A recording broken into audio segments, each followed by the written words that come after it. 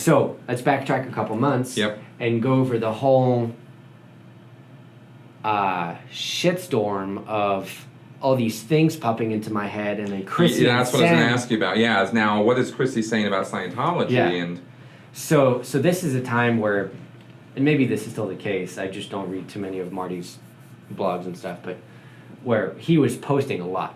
Mm-hmm. Okay. Every day, and people were coming out, and stories were coming out, and truths were coming up, and Marty and Mike. You weren't reading this stuff.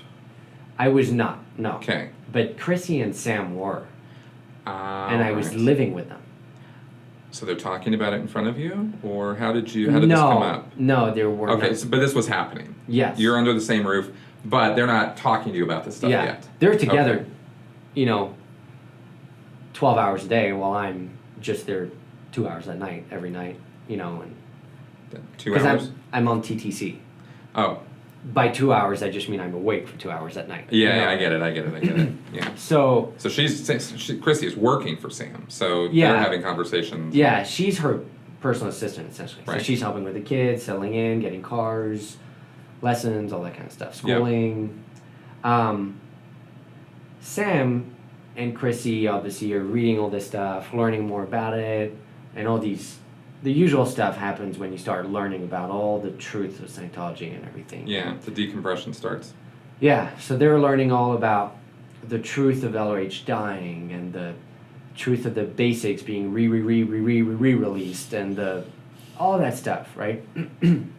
Which I still have no idea about. Mm-hmm.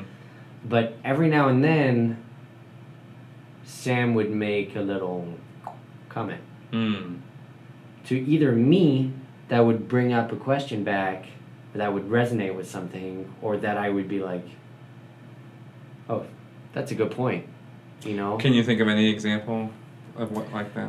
What happened? God, there's so many, but one of them being the basics. She's like Shane, she was like, those are re-released, right? But she would say that knowing that the way I think, it would start triggering a nuclear bomb in my head of what does that mean, and a little ping pong bouncing. Yeah, and it was like, wait, if they're re-released, but they were the correct tech in the first place, what am I getting now? Am I getting the real tech, and how do I know this is the real tech? Is this really LRH, or is this Miscavige's interpretation, or what is it?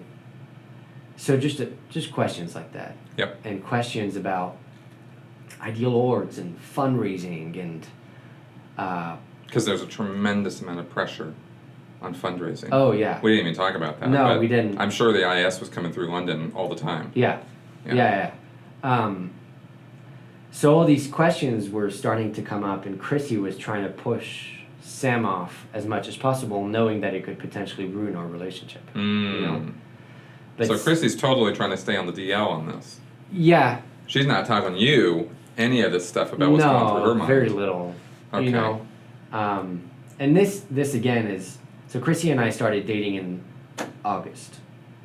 So this is August, September, September, October is when shit starts hitting the fan. Mm-hmm. And Sam, who has made a few friends, or who has reconnected with old friends in the community, Scientology community, ends up making comments to them, just like she is to me.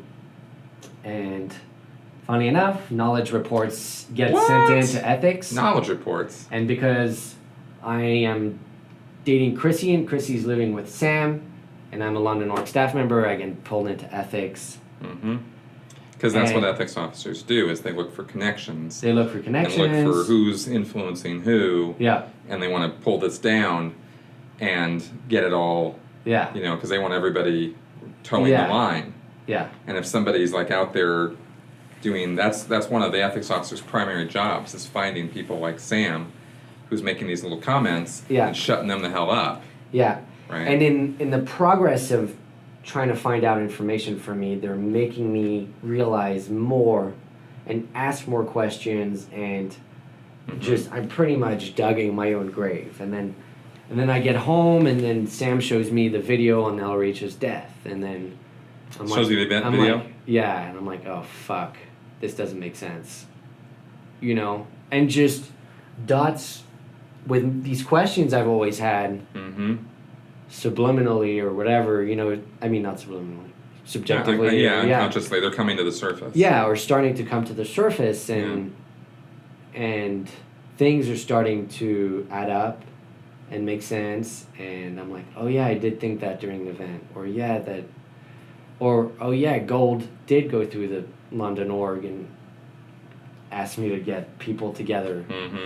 One time too, real quick on Gold, we went out on the street. St. Paul Cathedral is right behind London org, maybe a 5-minute walk. And we all ran out there and we said, who wants to be in a movie? Quick come. And we just grabbed 100 people and put them in our test center and just had Gold film everything and all that stuff to make people believe they would be in a movie. Wow. Yeah. That's a new one on me. You know, again, I shouldn't be surprised by any of this. I just remembered It's always worse than you think it is, but you know, wow. Yeah. Okay, so all this stuff is now all these brewing, coming to the surface. Yeah. And I start getting into more and more ethics trouble, I guess you could say, and I'm getting all these references thrown in my face, and my parents are starting to speak to me, and OSA people are starting to speak to me and trying to handle me, and because you're now making these questions that are brewing to the surface known to them. You're talking to them. You're just telling them, look, I got questions about this and this and this and this, and I watched this death event, and it didn't make any damn sense. Yeah, I didn't. So you're being pretty open with it. I didn't bring up LRH's death too much. Okay. I was very, in my own mind, I was very distorted. I mean, I still wanted to do my training. I was still a Scientologist. I was still wanting to go to Flag. Yeah. But at the other hand, I wanted these things answered, you know? Right. Because they were important questions that weren't just little things, you know? And my parents... And you're bringing this up to the ethics officer, to your parents. Yeah. And my parents, who had been OSA for years, were originally, by the way, Guardian's Office members. Oh, they're old school. Yeah, old school. Oh, wow, that is old school. But they were some of the only ones that stayed from the Guardian's Office and didn't get RPF'd. Okay. Into the OSA. My mom's ex-husband was in the Guardian's Office as well, but he ended up getting kicked ousted. Out. Yeah. See, but also this is just a little historical point here, but the church claims that everybody who was in the Guardian's Office got the boot, and that they reformed the Office of Special Affairs, and it has nothing to do with the old Guardian's Office. Yeah. Well, let's talk to Shane's parents about that. Yeah, seriously. Yeah. So. And Mike Rinder would know about that, obviously, but just another lie. Just another one, yeah. So they went from the GO straight to OSA. I don't know if it was straight. Maybe there was some sort of connection between, but... Yeah, it's pretty much one to the next. Pretty much. Yeah, one day there was the GO, the next day there was OSA. That's pretty much how it went. Yeah, exactly. And those who could be trusted were sent into OSA. Yeah, and I know my mom was on a lot of legal cases while she was on staff in Paris and stuff. But I digress. All right. So you're asking all these questions. The staff members are not answering your questions. Yeah. They're alarmed that you're even asking them. Yeah. And they're trying to get you to shut the hell up. Yeah. Exactly. And not by answering your questions. By showing me and shoving references in my face and... Right. But references having to do with the fact that you're being interpolated, looking at N theta. That or more... What kind of stuff? What are they showing you? Greater good references, things like that. Deflecting. Yeah, to some degree, unintentionally, showing me dead agent packs. I did. I was not shown them at that time, but I was told there was a declare order on Marty Rathbun and Mike Rinder. So I didn't even know those names, and they would tell me about the names. So then I'd come home and I'd be like, yeah, they mentioned something about Mike Rinder in them. And then Sam and Christie would look at each other and be like, yeah, Mike Rinder was blah, blah, blah. So they're showing you stuff about things you don't even know about. Yeah, no, they're digging. Isn't it wonderful how they do that? It's like, thank you. It's just awesome how they do that. Yeah. They're actually contributing to your doubts and reservations by showing you stuff that they shouldn't even be showing you. No, and they're trying to handle me. They're making me write my ODubs. It didn't help. Yeah, I mean, they didn't. It's all about so. you and what you've done wrong that you're asking questions. Yeah, essentially. I've got MUs on my courses. All sorts of stuff like that. And nothing specific that they're pulling out. Just you have MUs.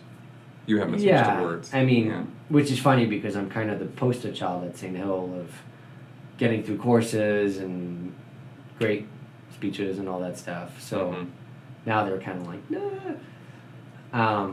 But yeah, all this stuff is happening, and I'm just spinning. I don't care at the end of the day. I just want to go to flag, and I'm telling them this. I'm like, guys, I just want to, just let me continue my training. I want to study. I want to go on course. I want to do all this stuff. And they're like pulling me out of the course room, like, no, we need to figure this out, blah, blah, blah. And by the way, so this whole trouble started happening with Christie, and people were trying to get me to break up with Christie for a full month before we went to Paris. And I put a CSW in, and I said, hey, listen, I know my visa is probably going to be approved soon. I want to take a week in Paris and just decompress. Like, okay, but when you get back from Paris, we're going to start a sec check. And in order for me to approve your request to go to Paris, you have to agree that you will break up with Christie when you get back. And that's it. No more you and Chrissy or Sam, and then you're going to flag or you're continuing your training and all that stuff. But they're going to let you go to Paris with Chrissy for a week. They're going to let me do it as long as I agree to break up with her. So knowing that, I'm going to be going to flag for a long time. This is really my last chance to, get some. I also knew that I was getting very close to falling in love with Chrissy, and I just knew that I didn't have another option. If I wanted to go back to Paris, if I wanted to spend more time with Chrissy, I had to lie. And so I did, and I said that I would break up with her, still not knowing exactly what to do, But I lied. I said, yeah, I'll break up with her, and so I got to go to Paris with Chrissy for a week.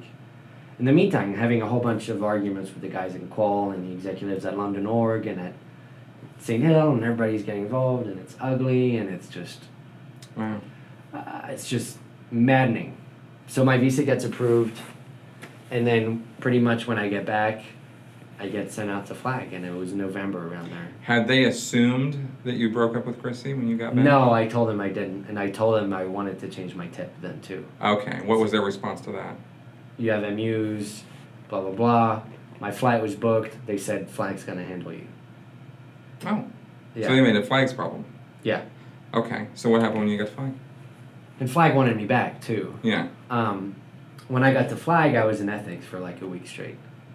And you just showed up and, it's you. Yeah, ethics. Yeah, well, you have to do a routing form, and one of the steps is ethics, and that's where all my stuff was going. Anyway, that's where I was. And all these reports on you, and all of your off-the-railsness, and all that stuff. Christie influence, and so they show me even more magazines talking trash about Marty and Mike and how he's a kingpin of drugs, Freedom or whatever. magazine. Yeah, yes. that's exactly. They were the best things ever to convince me to get the hell out of Scientology. Yeah. So I literally read the entire Freedom magazines and had to word clear them and all that kind of crap. Right. And literally the guy, my ethics officer, I think his name was Alex, skinny dude, short hair, tall, looks at me and he goes, he's like, look, you gotta break up from her, this chick's an SP. I'm like, what? Literally, straight up. She's a suppressive person. Like, she is the equivalent of Hitler. You know what I mean? Yeah, and Scientology, suppressive person is antisocial personality, psychotic. Yeah. Like, these are people who are trying to destroy the world. Yeah. They're the people who want to see the world burn. Yeah. They're the most evil people on the planet. Yeah, that's a suppressive person in Scientology. So he compares Chrissy, who I'm in love with, to one of these people, which is like, okay, dude, you're not winning yourself any favors. And you're not convinced. I'm not in your corner right now. Right. Yeah.